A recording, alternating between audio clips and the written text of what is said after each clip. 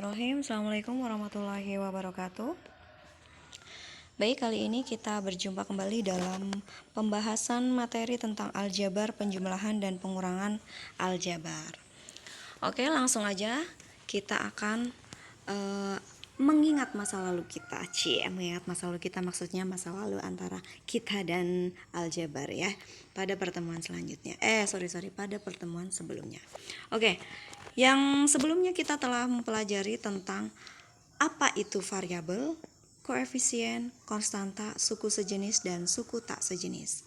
Oke, jadi variabel itu merupakan peubah atau pengganti dari suatu kalimat matematika di mana nilainya belum diketahui. Biasanya dia itu akan dilambangkan dengan huruf, bisa X, Y, Z, A, B, C atau yang lainnya. Bisa X kuadrat juga bisa. Nah, kemudian di sini ada koefisien. Koefisien merupakan angka, gampangnya itu angka yang melekat pada variabel. Misalnya kalau ada 2X, berarti koefisiennya adalah 2. Kemudian bagaimana dengan konstanta? Konstanta itu merupakan bilangan. Gampangnya adalah merupakan suatu bilangan tanpa variabel, itu namanya konstanta. Kemudian suku sejenis. Suku sejenis ini merupakan suku dengan variabel yang sama. Misalnya ada X, berarti misalnya ada 2X dan 3X, 4X, pokoknya variabelnya sama. Nah, kemudian suku tak sejenis berarti suku yang memiliki variabel dan pangkat yang berbeda. Oke. Nah, di sini nih misalkan diketahui ada 2X plus 5. Manakah yang dikatakan variabel, koefisien, konstanta, dan ada berapa suku? Oke. Berarti di sini variabelnya adalah X, koefisiennya adalah 2, konstantanya adalah 5, dan sukunya berjumlah 2, yaitu 2X dan 5. Kemudian muncul pertanyaan lagi, bagaimana hubungan antara variabel yang sama jika dijumlahkan dan dikurangkan? Artinya bagaimana hubungan antara suku sejenis jika mereka dijumlahkan atau dikurangkan? Ternyata jika variabel sama atau suku sejenis dijumlahkan dan dikurangkan, mereka akan baik-baik saja sayang. Mereka mampu bersatu sehingga bisa untuk dijumlahkan dan dikurangkan. Ibarat kata gini, kalau misalnya ada bakso digabung dengan bakso, kan mereka tetap rasanya sama. Berbeda lagi saat bakso dicampur dengan minyak tanah. Misalnya baksonya X, minyak tanahnya Y. Berarti mereka pun kalau dicampur tuh nggak bisa. Jadi kalau mereka kalau dijumlahin itu nggak bisa. Jadi ibarat kata gampangnya tuh seperti itu ya. Oke, selanjutnya di sini pertanyaannya yang tadi, jika variabel berbeda saling berjumpa, artinya suku tak sejenis berjumpa, dia dijumlahkan dan dikurangkan, bagaimana nasibnya? Ternyata mereka tidak mampu bersatu sayang, artinya biarkanlah mereka berjalan masing-masing seperti yang saya sudah katakan sebelumnya ya. Oke. Selanjutnya di sini saya akan memberikan satu contoh, bukan satu sih, beberapa contoh soal maksudnya begitu ya.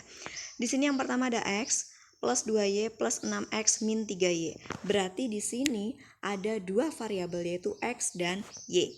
Nah, langkah pertama harus dilakukan adalah kumpulkan dulu suku sejenis, yaitu yang variabelnya sama. Kalau udah terkumpul baru dijumlahkan. Jadi yang tadi saya sudah katakan bahwa X itu misalnya bakso, Y-nya itu misalnya bensin misalnya ya. Mereka kan gak akan bersatu, jadi biarkan begitu saja ya. Berarti yang bisa bersatu apa? Ya bakso dengan bakso, bensin dengan bensin. Oke, maka solusinya adalah X-nya kita kumpulkan dengan X, yaitu menjadi X plus 6X. Y-nya kumpulkan dengan Y, berarti 2Y min 3Y. Berarti X plus 6X adalah 7X, 2Y min 3Y adalah min Y. Min Y atau min 1Y. 1Y tak lazim ditulis, biasanya lazimnya itu ditulisnya dengan Y aja ya. Nah, oke, lalu bagaimana dengan kasus yang ini?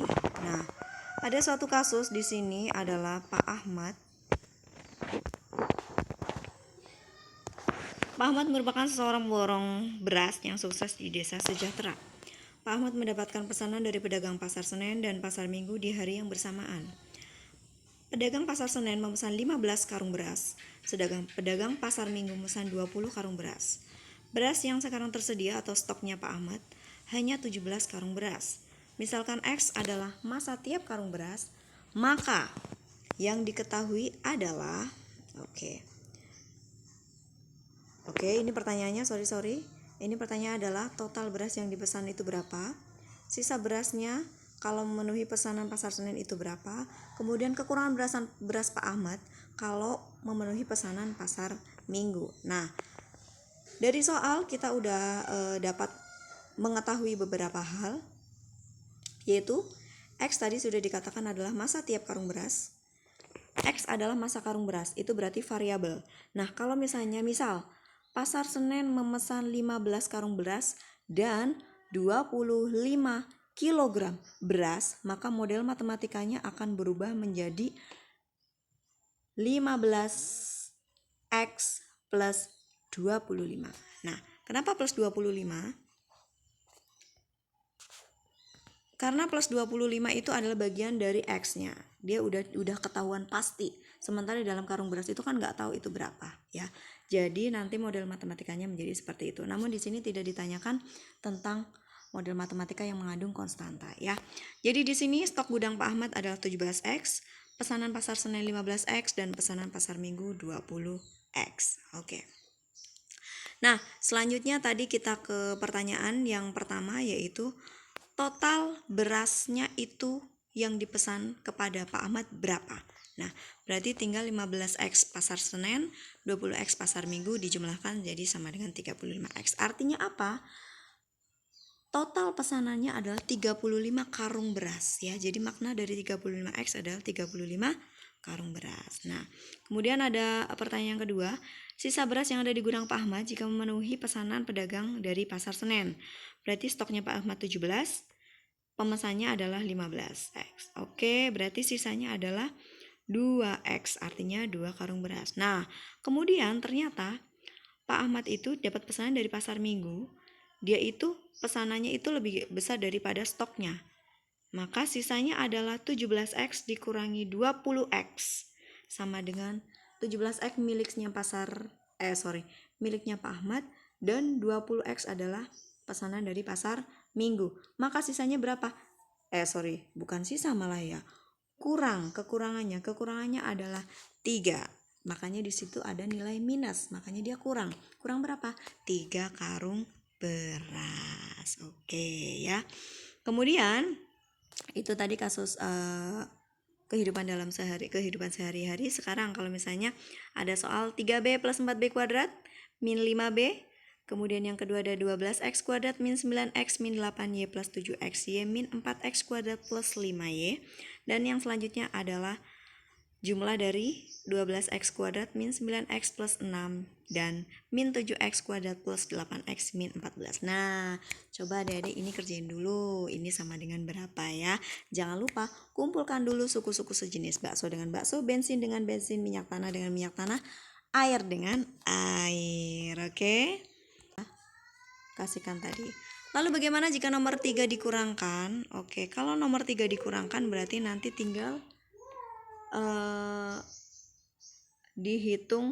diganti operasinya menjadi pengurangan. Dan jangan lupa kalau ada pengurangan misalnya 2 dikurangi min 2, min ketemu min maka akan menjadi plus. Oke.